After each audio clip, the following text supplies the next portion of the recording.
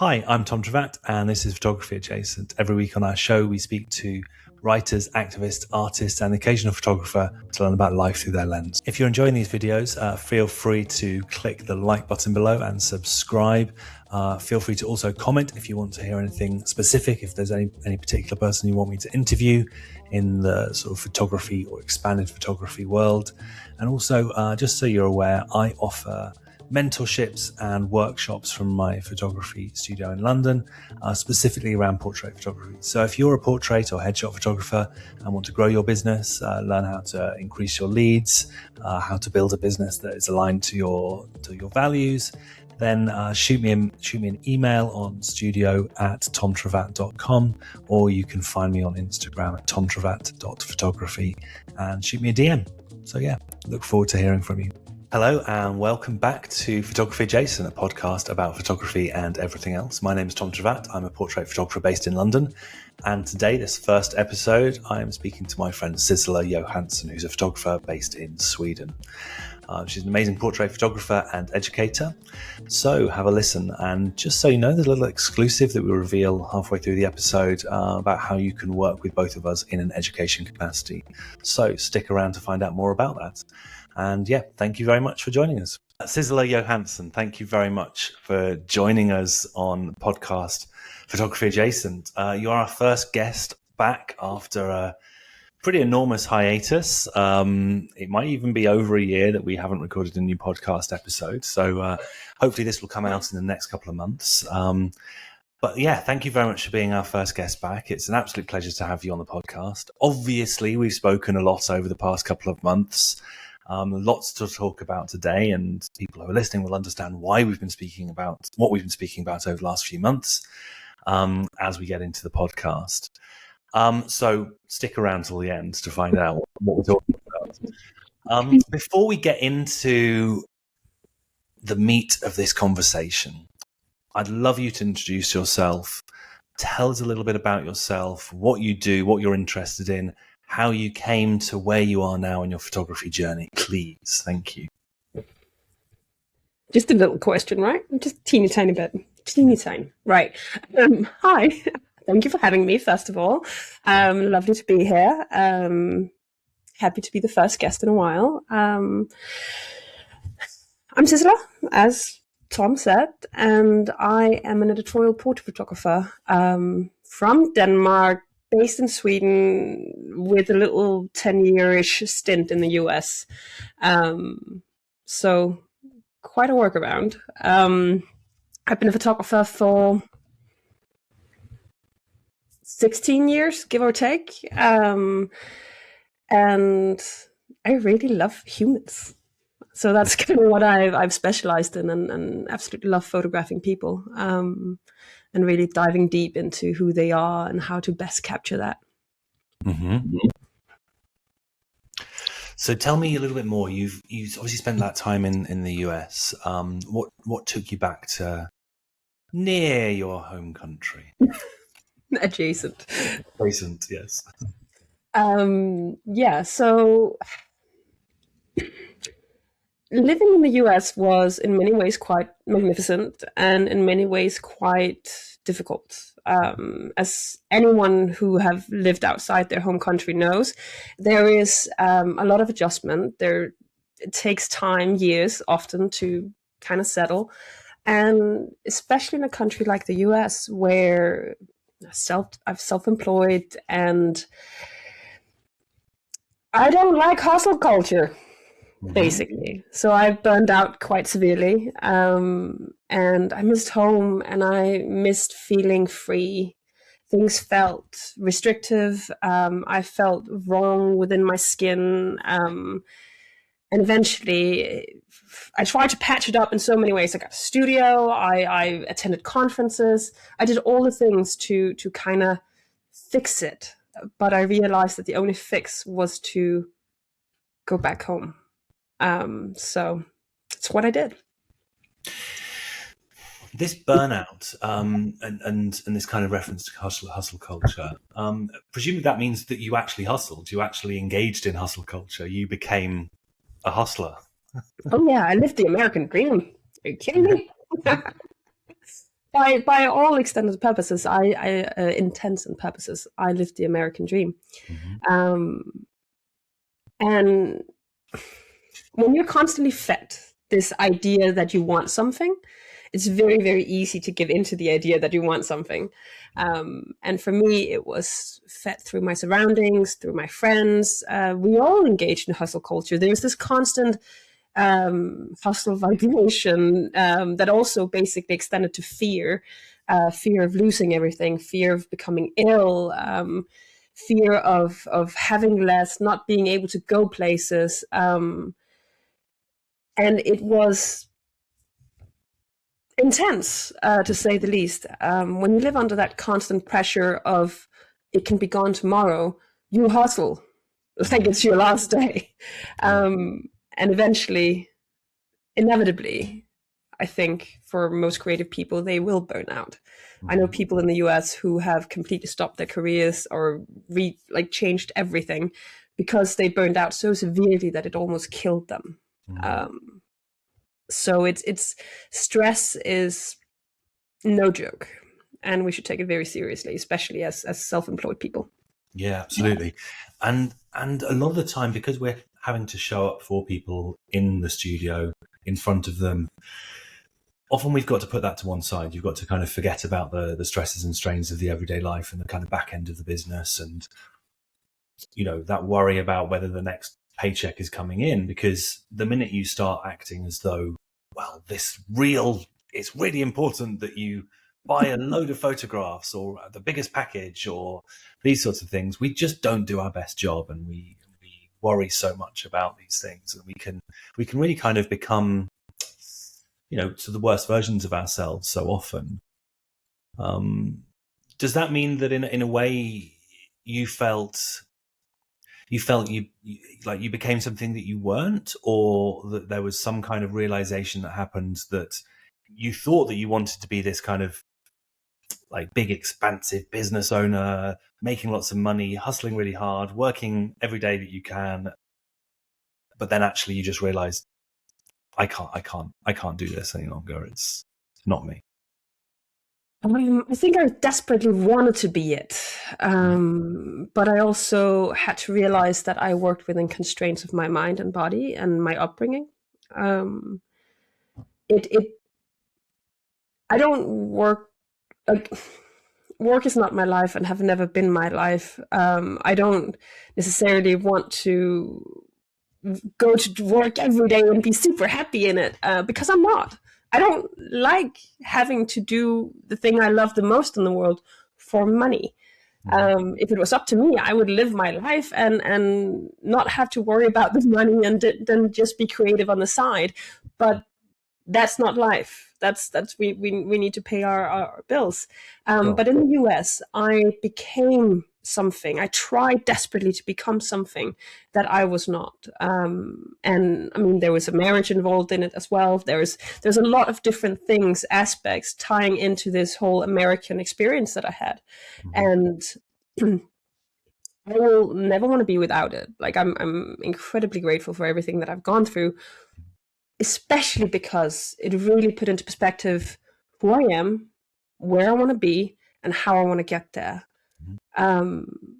So I needed to come home, a big part to learn how to relax again and to find peace and quiet, solitude, learn how to breathe, basically. So now I live in the outskirts of a forest by a lake, surrounded by I actually have multiple lakes surrounding me. Being close to nature, doing things that ground me in everyday life that isn't about hustling and where my money's going to come from. Learning how to read again, slowing down, drinking tea, baking bread, chopping firewood, all that good stuff.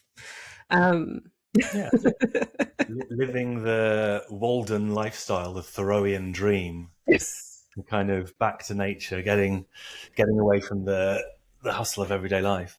God, I miss city life. Yeah, but I mean, it seems like you've kind of gone from one extreme to another. You kind of went from an intense hustle experience to another.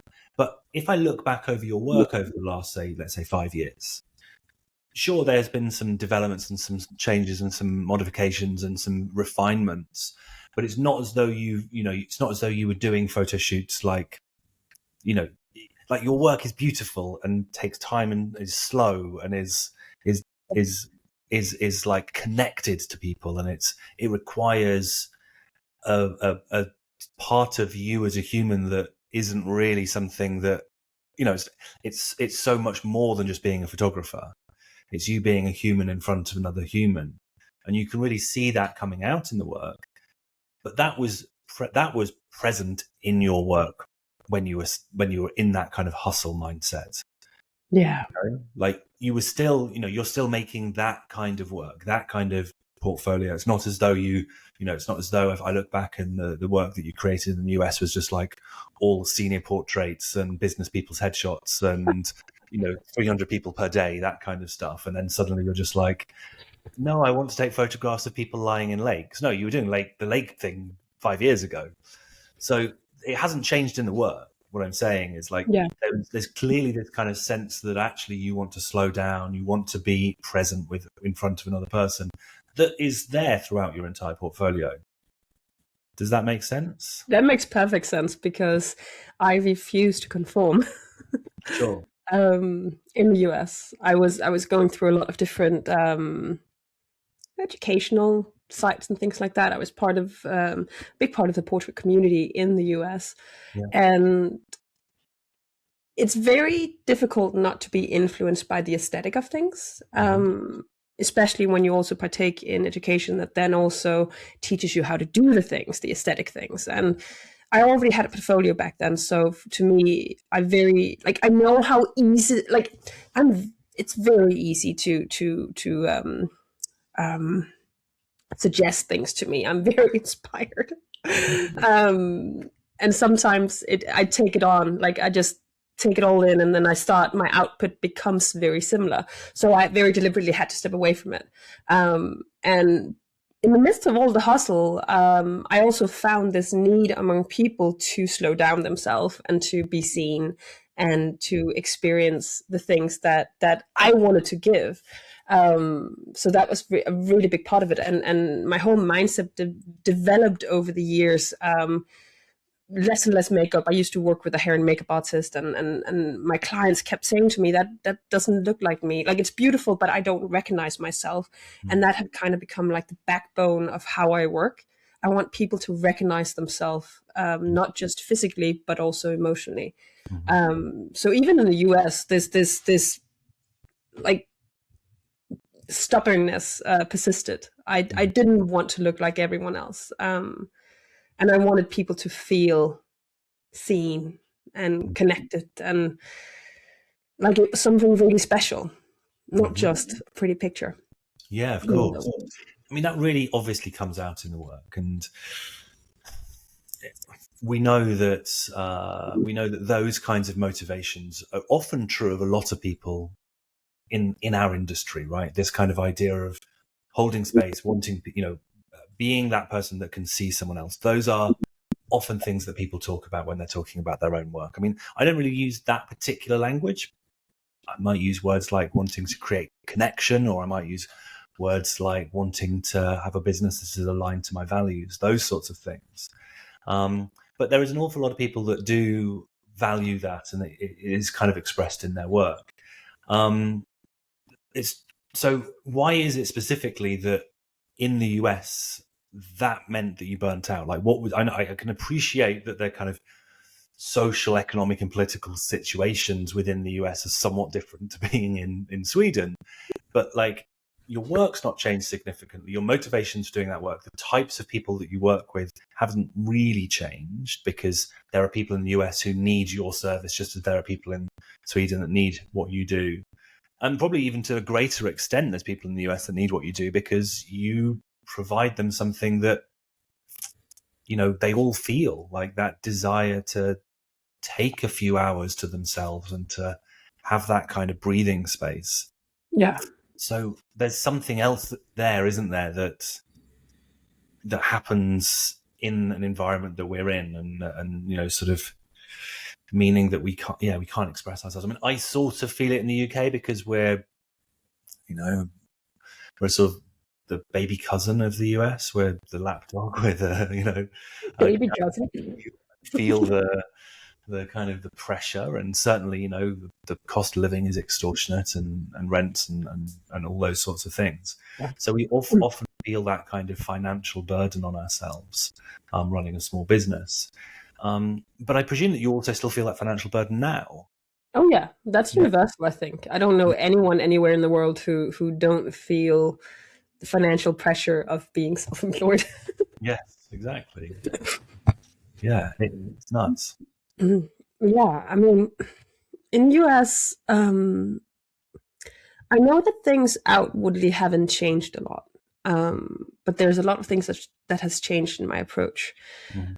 There's a lot of pressure around performance, obviously, and it's easy to get inspired, as I mentioned before, by educators, by how people do things, by campaigns, all these different things that will get you more, because ultimately that's what it comes down to. Like, where is the next paycheck going to come from?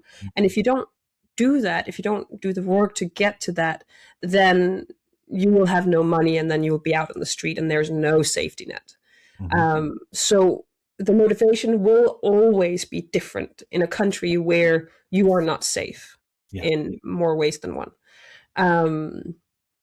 So for me, I noticed, I think it was 23, when I was at the peak of my career in the US. I was, by all extended purposes, very successful. I reached the infamous 6 figures. I had all the clients coming in. I was busy. I booked out. Everything was wonderful on paper. But I remember there was one month when I had pushed myself further than what I would usually do and how many clients I can take. And there was this moment where the faces, the names, the identities of each person started drifting in and out, and they all kind of became one. And I couldn't allow that to be a thing in my career. I couldn't allow that to be a thing in my work, because I value that connection and respect that connection so much that it would be disrespectful not to recognize the individual. So I knew that something had to change. Fortunately, that was also the year that I had let myself or decided with myself that I needed to go back to Scandinavia. So I was already on my way out. It was a good time to slow down, but the back end of my process has changed tremendously. It has become very part down. Like, yeah, sure, I still go through the motions. I still make sure to vet people. I have consultation, discovery calls. I make sure that they're very aware of every step in the process. I don't have a hair and makeup artist anymore, though. I don't do extensive clothing guides anymore either. I don't, the frame of which I create within has become way more expansive depending on the person that I'm working with. And I compromise way less on what it is that I want to do. It's been quite a few years now where I haven't had a client say to me, "Oh, I need you to do this one thing." Like, most of my clients that come to me are like, "Oh, I want you to do your thing with me." Yeah. And that's really cool. And I've been wanting to put even more into that, see where can I take people? How can I make even greater co-creations with regular everyday people? And I feel like Sweden and Scandinavia has a lot of potential for that, a really, really cool potential. Yeah. You mentioned education quite a few times in what you're just saying. And there's obviously a reason why I want to sort of pull up this question and ask this. But just initially, tell me the kind of things that you've done to educate yourself, to follow courses, to what's your kind of process been over the years to to build education into your life, like I teach. I love teaching. It's one of the things I really value in my life as an educator. And that means that I value my education when I educate myself, right? So I think it's super, super important. What sort of things have you really pursued? Well, my entire career as a photographer started actually through another person, by someone taking me under his wings and teaching me. It wasn't, back then it wasn't paid for, but like I became a photographer because someone decided that he wanted to help me express myself in this way. And I actually never thought of this before, but it has kind of defined my entire career and how I approach learning, and acknowledging the fact that we need help. We cannot do it entirely on our own. So over the years, I also recognize the fact that, now I want to live off doing photography. Cool. Then I need to learn things that I don't already know around business and systems and all these wonderful things, how to sell, just that. Yeah. And so back in 2016, 2017, when I immigrated to the US, I knew I was going to be a photographer there because I didn't have much else to offer the US. I wasn't very hireable. So it became a natural thing that I was going to be a photographer. And within a very short amount of time, I found something called supervised education. Now that turned into the portrait system, and is a very big educational mindset group within the portrait community in the US and probably in Europe as well to an extent. And the first thing I did was, this was back when you could like buy a month of it. And I purchased 1 month and it was $35. And back then I didn't have a lot of money. Pause a pauper. And I learned everything that I could within that month, and it defined how I did everything in my business. So I did that. I've done courses with different major educators, teaching different aspects of within the same systems of how I operated within. I've done campaign courses, how to do them, how to do Facebook ads, just building upon my knowledge to gain more clients. It's always to gain more clients. It's always to learn, how can I do the next big thing? How can I get more? Yeah. So it's important. And then I've also done, since then, personal mentorship. And that is always, I think, the best approach. This, I think, is the question I have, because, like I said, I love education and I think it's incredibly valuable. I teach at university and I offer mentorship myself. And one of the things I struggle with about education is that so often I can find people online who are, teaching something, explaining something, selling something to you. They've got amazing YouTube videos. They've got amazing podcasts like this one, all of that kind of stuff, all the stuff that we also do. But there's so much of it. And it's all about, how can I get more leads? How can I get more clients? How can I get more bookings? How can I make more money? So often it's about that while that's incredibly valuable as business owners, that we need to create a business that has got profitability baked in, sustainability baked in. We're not going to be able to be here in a year's time if we don't understand how to run a successful business. And as much as we'd love to give our work away for free, and like you said, be able to do what we do without worrying about money, unfortunately, in order for us to be able to continue to do what we do, there needs to be an exchange of money and be able to do it in a way that we want to do it. And things cost an awful lot of money to do this. So there is always this downward pressure on us as business owners. And so the temptation is to continually do more and more education in order to find that one bit of information that's going to move the needle, that extra 1%, that extra 3%, just so that we can get that kind of that little extra sort of sizzle. And I always find, when I'm doing my mentoring, for example, I will sit down with people at the beginning of my mentoring sessions, and we will talk about their values. We'll talk about who they are as people, and then try and understand how to align those values with the decisions they'll make in their business. Decisions around pricing, decisions about marketing, decisions about branding, decisions about types of cameras they might even use and lenses and those sorts of things, creating workflows, all of that. And that all stems from the values. And I know that the reason that you and I get on so well when we talk about these things is because that's also where you come from. Yeah, definitely. So it's always this kind of little difficulty that I have with education. On the one hand, I really love it. But on the other hand, I recognize that the more education that we see and that we get involved in and we engage in and so forth, so often it's in order to kind of answer that ongoing question is how to get more. Yeah. And that puts us into that hustle mindset. That puts us into that place where we constantly have to kind of expand and expand and expand.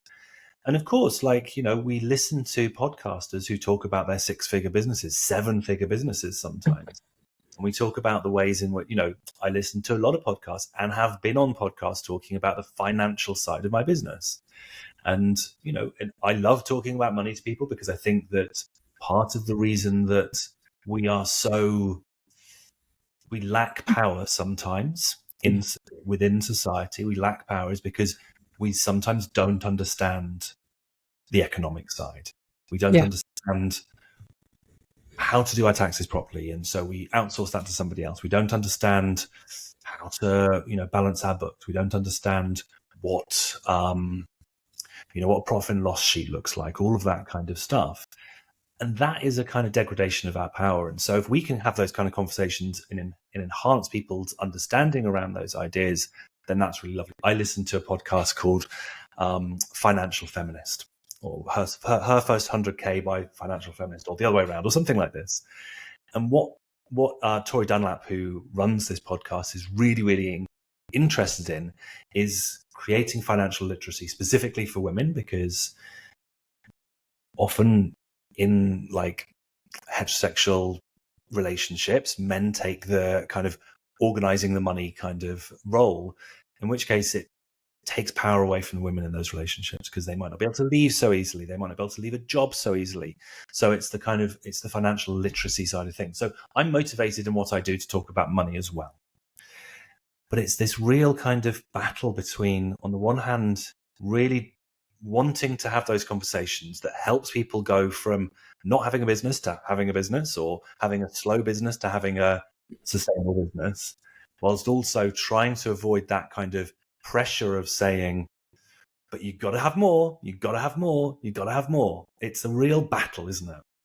It is.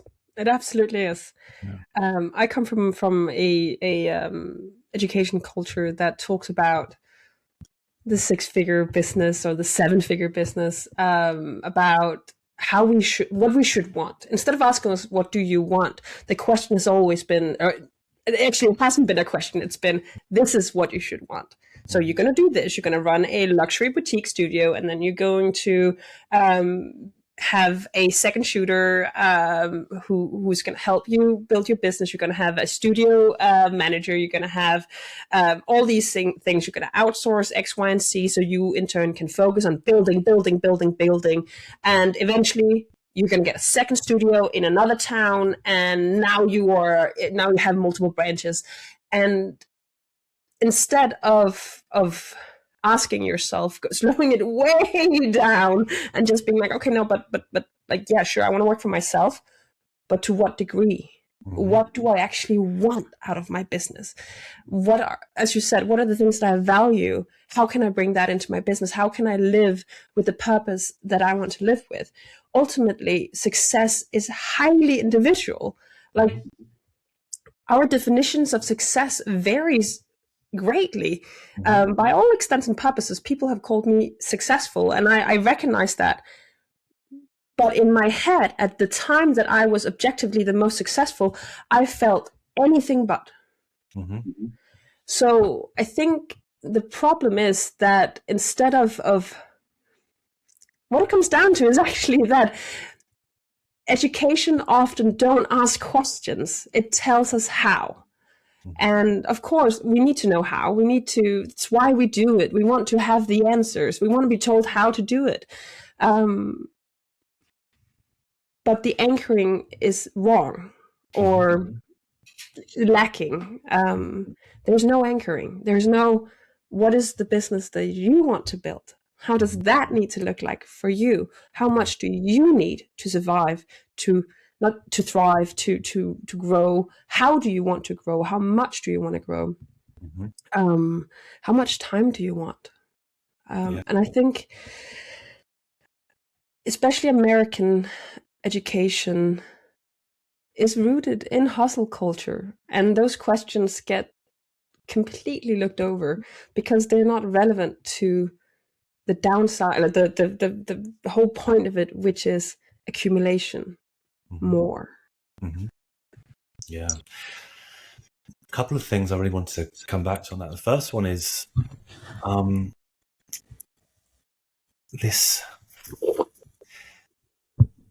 that is very, very true. But on the obverse, when I speak to some of my mentees,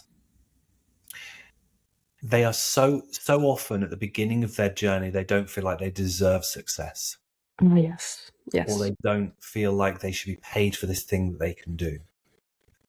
Like, oh, I should probably charge this amount because that's what other people are charging. Or like, I wouldn't pay for my work more than this amount. Yeah. And so I'm there, looking at these people who are just desperately trying to do something they love doing. But I know if they keep doing it like that in a year's time, they'll have to close their studio. They won't be able to afford to pay their tax bill and so on and so forth. And that is devastating to me. So part of what I really want to try and help people understand is that you can actually charge well for what you do. Of course. Yeah, absolutely. Value that you do that. The other thing, to your point around looking for answers, I often find when I try and speak to people about these questions, what their first question is, how do I get more leads? Right, that's their question. So they come to me and they ask a how question, like, how do I do this? How do I do that? And in order for me to be able to answer that question, they need to think of me as an authority. Yep. Now, I don't need to be an authority. This is true also within my academic teaching experience. I don't need to be an authority to teach, to exchange ideas, to expand people's minds, to open up those kinds of conversations, which is essentially what education really should be. Is I don't see education really is far rather than a transfer of information, because I'm afraid you can get a lot more information from ChatGPT and YouTube and Google than you can get from little old me. Education is really about expanding people's kind of capacity to think and to drawing something out of them. And for me, that does not mean I require authority. But so often, people who are being taught require their teacher to have authority. Yeah. They look to that person and say, you've done it, you've got that position, you are therefore the authority in this particular space. Which is really problematic. And it becomes even more problematic within, let's say, academic education in the UK and the US and other parts of the world, not that many other parts of the world, where it's paid for. It's a product. It's something that people spend a lot of money on. And I've purchased this thing, I've purchased an education, therefore I'm going to get this massive return on investment. And this is true, I think, also of when I think about, the education that I want to do. Like if I want to, buy a course, I want to go on a retreat, I want to, get a mentor or something like that. I think, what's the return on investment? Because that's what we're taught to think. Now, last year, I went on the best retreat I've ever been on, and there is no way that gave me very good return on investment. What did it give you? It was wonderful. So it was this thing that was organised by some photography lecturers at the London College of Communication. I had not come across any of them before, but obviously I know the London College of Communication.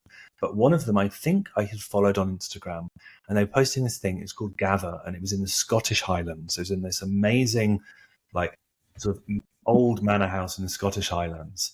And it had a sauna next to the River Spey.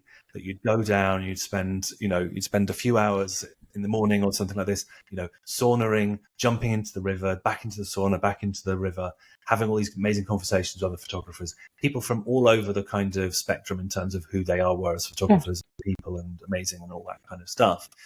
And the experience reminded me of being back in art school, because there wasn't a necessary purpose for doing any of these things that we were doing. It was more like, hey, let's just expand your mind and think about what's possible. And it was a wonderful experience precisely because it didn't have any built-in ROI, Yeah. Oh, yeah. And one of the things that I have really, really missed, and I think is so vital to the things that I want to do now and in the future, is I've missed kind of adding a kind of beauty into my life, and going to the Scottish Highlands and living with these people for 5 days, eating and drinking and, sitting in front of the fire and sharing stories and all these sorts of lovely things that you do on a retreat with people you've never met and you'll probably never see again in your life. It's all part of kind of adding beauty into your life, which I think is so much more valuable in many ways than ROI, financially anyway.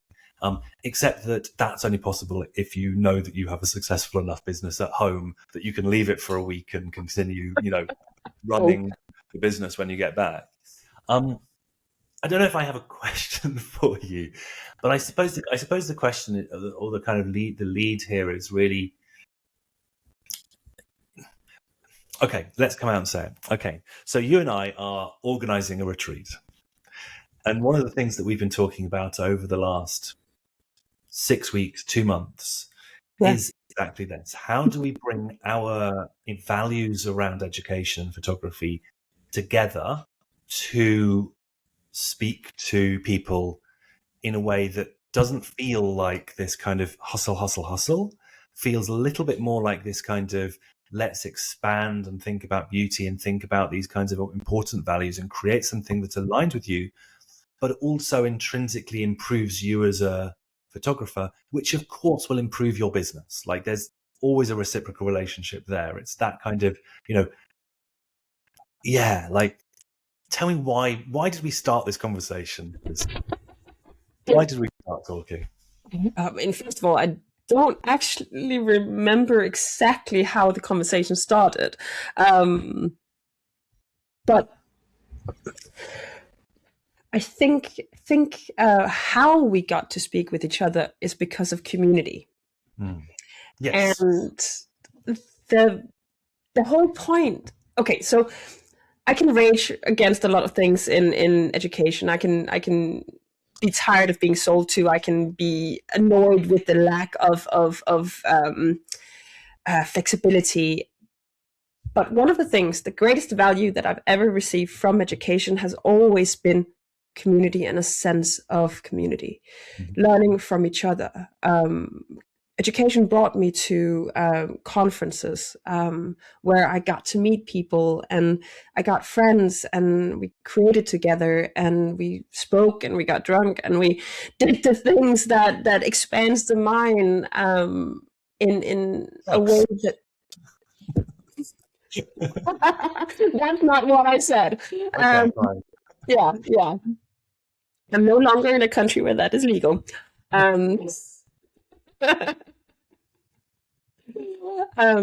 But the point is that the community that I received from participating in these things have been invaluable. Sure, there's also a lot of intrigue and all these different things that happens inevitably when you put a lot of people with a lot of opinions in the same place. Bound to happen. But having the intimacy of a shared experience can expand your mind in a way that very few teachers can. Sitting together and talking about the things that are difficult and how did you do that? How did you overcome this specific challenge that I'm now sitting in? And maybe you're talking with someone who is by all intents and purposes below you, like in their level of where they are in their career. Doesn't matter, because in that moment you have something to teach each other. and you have something to share. And I think that's the beauty of it. And that community isn't just necessarily in person, it's also something that happens if you look for it on social media. And that's how you and I got to talk. Yes, it was because I'd seen you being interviewed by Sean Tucker. And a lot of people I've met because of that interview. It's been amazing. Yes, of course. And I think that, so if anybody's listening or watching this podcast, go and search out this interview that Sean did with Cisla. He came to where you are and spent a day or plus more, taking photographs together and doing this lovely interview, which I think expanded your follower number, certainly on Instagram, by quite a few thousand, and thus expanded your community. And I think that it was at that time that you got invited to join Headshots Matter. Yeah. And I've been speaking with Dwayne for quite a while about Headshots Matter, and he finally convinced me. Okay, good. And that is one of the things that I love about Headshots Matter, because, and people who've listened to this podcast have probably heard me talk about this, and I've interviewed Dwayne, and it's been fantastic. But one of the things I love about Headshots Matter is that it's a community of people who do radically different types of photography. I mean, we all kind of take photographs of people, right? We all take photographs of people, but everybody in the group is a different type of photographer in many ways. And I can have a conversation with one of them and, disagree very much on how we each run our businesses, but each of us are running a successful business. So it's wonderful to see that, there are as many ways to run a business as there are people, at least people within this community that we're part of.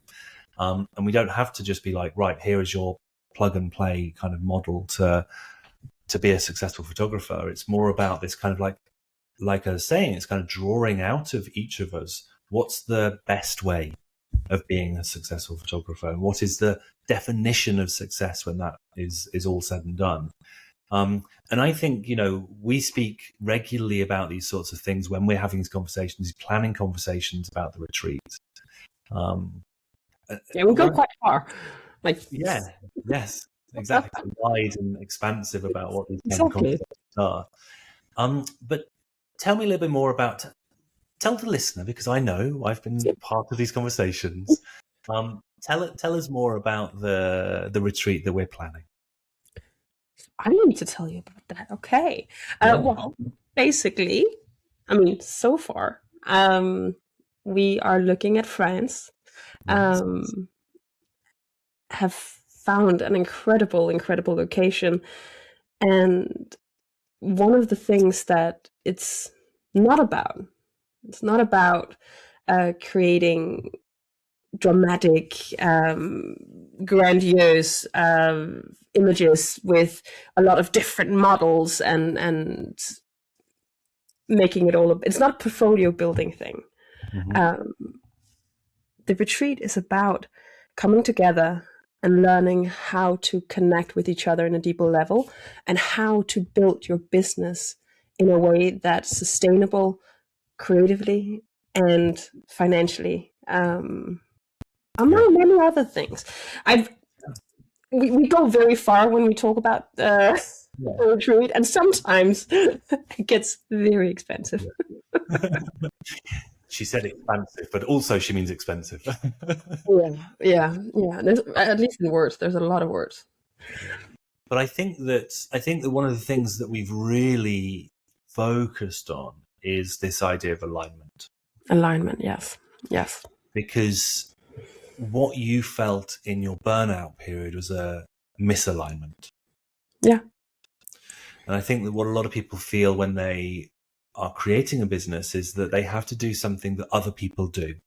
I have to set my pricing like this. I have to do my logo like that. I have to have my website look like this because everybody else has done it. And this is the problem of those kinds of educational systems. Like, I have to say it, but if you create a whole education program called the Portrait System, which teaches, plug and play things, or if you have a sort of headshot educational program, which is focused around one style of photographer, one photographer's particular style, then you really only teach the how, right? You only teach the how do I generate more leads? How do I create a photograph that looks like this? And because that becomes the absolute standard. And it's copy paste. It's a copy paste, Everything is copy paste. Everything is copy paste. And what that really means is that we have all sorts of people trying to fit their businesses and themselves into this kind of copy paste spectrum, this copy paste box, let's say. And that can be suffocating. That can be difficult. We all have wonky edges that don't fit into those boxes very well.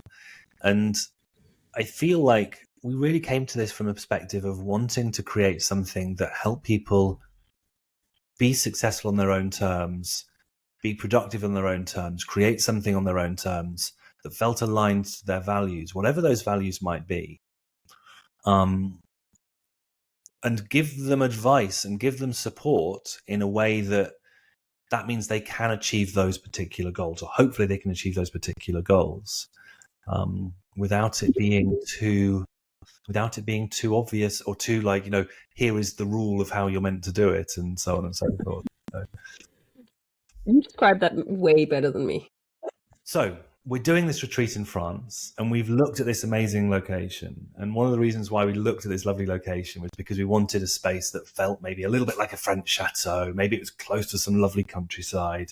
Maybe it kind of had these lovely windows and light that would come in so that we could talk about kind of, finding the light in a location, all these sorts of things, these lovely experiences. And it was a sort of variegated enough. It had different kinds of places in it so that we, a photographer might come and they might be super drawn to this weird drawing room with green mottled walls or whatever it is. But another photographer might be like, oh, I really love the swimming pool. And yes, there is a swimming pool, Just so you know. Just so you know, we haven't booked it yet. No, we need to. But also, it's not really that far away from the Pyrenees. It's probably too far for us to go as a group, but it's not that far away from the mountains. And it's certainly surrounded by some lovely, lovely countryside. And of course, it's France, so we're going to have amazing food. Talking of food, one of the things that we really wanted to do was have people cook together, right? Right. Yeah. Like when you were like a kid and you were or young, or I don't know if anyone did this besides me, probably, but like going on a type of retreat or a camp or whatnot, and everyone was cooking together, and it always brings you closer.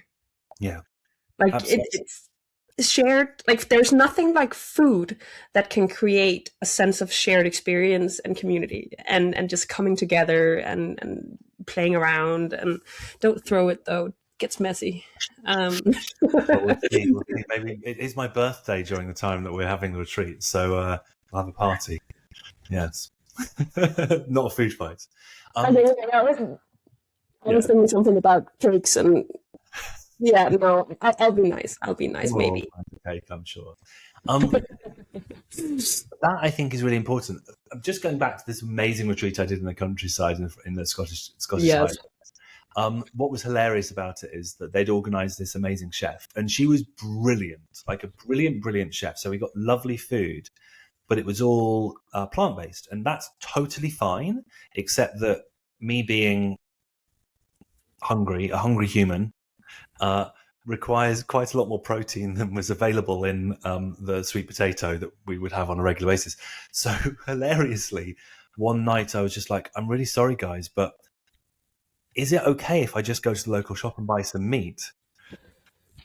And everyone was like, yeah, you can do that. And I was like, is anyone else, like, who is actually here is vegetarian? And nobody apart from, I think one person was vegetarian. But obviously they'd kind of decided to have this lovely chef come and do this. The chef wasn't a vegetarian. The chef loved cooking meat and would cook this amazing like local food. But it was just so hilarious that we'd had this kind of decision made beforehand. Because it was like, okay, first of all, yes, it's really good to be plant-based. Like we should all be a bit more plant-based. So it's kind of absolutely aligned with the kind of values of the retreat itself. But what was hilarious was that nobody actually was vegetarian or needed this, like, wanted to eat like in their normal life. So I went to the local shop and I bought like some sausages and some bacon and some smoked salmon, and came back, and one other person in the group was like, "Yeah, I'll have some sausages with you." and we stood in the kitchen and fried up these sausages. I actually think that's how we came to the decision that food is going to be done together.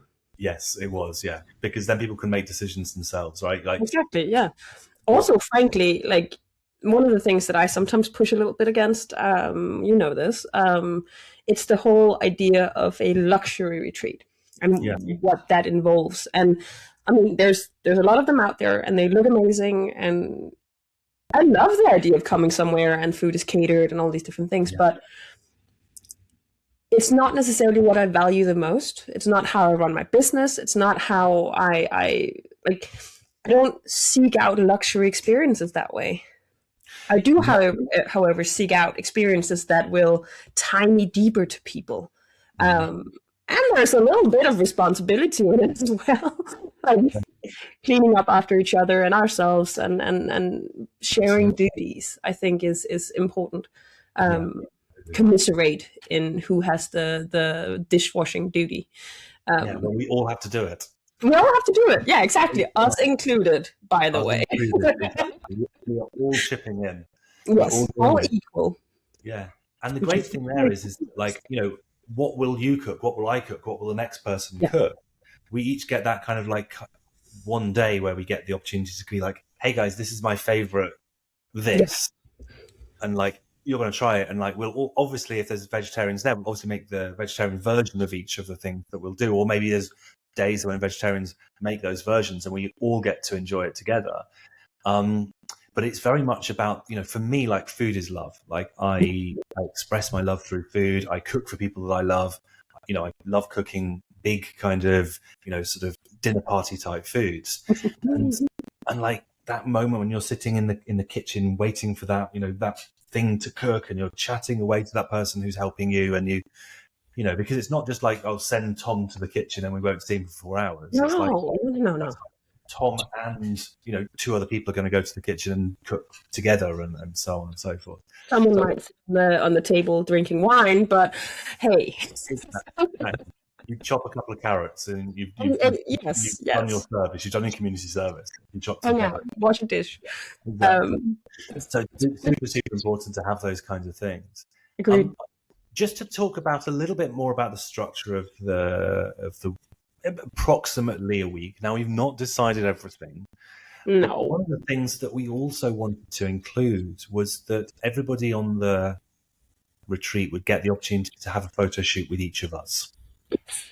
Yes. Oh my God. So that means that we can't include a vast amount of people. There's quite a limit to the amount of people that we can include. We haven't quite decided exactly what that will be, given various different factors, but we really want to be able to spend a couple of hours with each person actually taking photographs of them. Now, most of the people that are coming on the retreat, we'd imagine, are likely to be photographers who want to learn photography from us. And isn't one of the most valuable things when you're learning photography to sit for another photographer? It is one of the things that I rant about on quite many occasions. As photographers, one of the most important duties that I think we have is to step in front of the camera and learn how just uncomfortable it can be to sit in front of the camera, because we're asking other people to do the same. And we need empathy, sympathy, understanding for that situation so we can better help our clients feel comfortable. It's vital. And I come from a place where I step in front of the camera and quite often. I have an advantage. My career started as a model, so I cheated. Now I learned about it instead. And seeing photographers saying the exact same thing as everyone else who is going to be photographed by you is quite hilarious, because it's like, I mean, I'm not photogenic. Can you fix that? Like, the exact same words comes out of people's mouths. And I think it's just such an amazing learning experience, and it can help it can help you understand how you want to be photographed, how you identify within photography. Yeah. And from a shared experience perspective, it's just really lovely understanding each other that way. I also, one of the things that I would love to see happen is people photographing each other and practicing on each other. Lesser models, more humans. Yeah, exactly. I mean, we do have a plan to have at least a human there who is being Yes. a inverted commas model. Yeah. But we're not doing this kind of like, let's get the sexy young thin to dance in front of the camera and do Very dress. Exactly. I have a friend who calls it a fart dress. A fart dress. Yeah, because it's like, so you stand with the dress, and then there's someone outside of the camera who throws it up in the air, and it's a fart dress. Fantastic. Sorry, I can be crude. No, it's fine. Okay, no fart dresses. Fart dresses are bad. No, they stink. Unless someone wants to bring their own fart dress. Then you could do that. When in real life do you ever wear one of those dresses apart from like in the States in prom, or like when you get married? I guess you might wear. Not even the trains are too long. Right. Like, there's a train running after. Like, they're really big. Right. Just ridiculous. Pointless dresses. Okay, fantastic. Pointless dresses. We're not having those dresses, but we might have a person that can sit there and be the person that we point the camera at and say, look at how the light falls on their face in this particular way. If we do this and this and this will happen. So that's exactly fantastic. But we also have that. What I think is going to be lovely is that we'll have these individual moments where we sit down with each of the attendees and take their photographs and do a photo shoot with them. I think that's lovely. I did not start any career as a model, so I'm jealous that you've had some experience in front of the camera. But I do occasionally, now and again, do a little photo swap with a friend of mine, and we do photos at either her studio or at my studio, and that has always been quite lovely. She always brings an array of amazing film cameras as well, and then like 6 months later I'll get an email with like, here are your developed photographs or something like that. It's really good. Yeah, it's really cool. So it is super, super valuable. But one of the other things I think that we really want to do is do this kind of like value setting workshop, isn't it? Yeah. Food aside, photography aside, the core of things is alignment. Exactly. So really try and figure out, like, with each of these people that are going to be there, what are your values? And I wonder sometimes when I say this to people, do they think, I know what my values are. I live my values every day. Of course I know what my values are. But when you get this kind of moment when you really start to sort of pull it apart and go, well, actually, which one of those two things is more important? If you have to chuck one of them away, which is more important? Is it honesty or is it giving care? Which one is the most important? And I think that moment where you really have to start making these kind of slightly hard decisions to pare it down to a smaller number. And then what we would do is like build those decisions about our businesses around those core values. Now, some people call this like the pillars of a business. But I think that what often happens in this kind of educational space where someone says, oh, find out what your 4 pillars are, your 5 pillars are of your business. They just expect you to go away and be like, I'll take 10 minutes to do this. Whereas like, I can't sit here and think of like 5 pillars for my business until I've actually done the exercise to pare it down, have that list of values that it could possibly be, and pare it back and take it right back to, actually, these are the top 12, right? Let's group those things and put them together, and like, honesty and integrity are next to each other, and, success and ambition are next to each other, and kind of really try and understand how those values create what it is that, what decisions we make in a business. I think it's super, super important to be able to do that. And I think that's the starting point to some degree of the idea that we're coming to here. What I'm going to do is we're going to wrap up in a second the recording of the podcast. But before we do that, obviously what we want to do is allow people to get in touch with us if they're interested in joining us for the retreat. So when this podcast goes out, I will put a link in the show notes and a link in all of the kind of Instagram-y, YouTube-y kind of places where they can get access to a waiting list, where they can join that waiting list so that they can be informed and understand when it's released. Now, obviously, there's only a small handful of places, and of course, there is some kind of financial commitment there. Yep.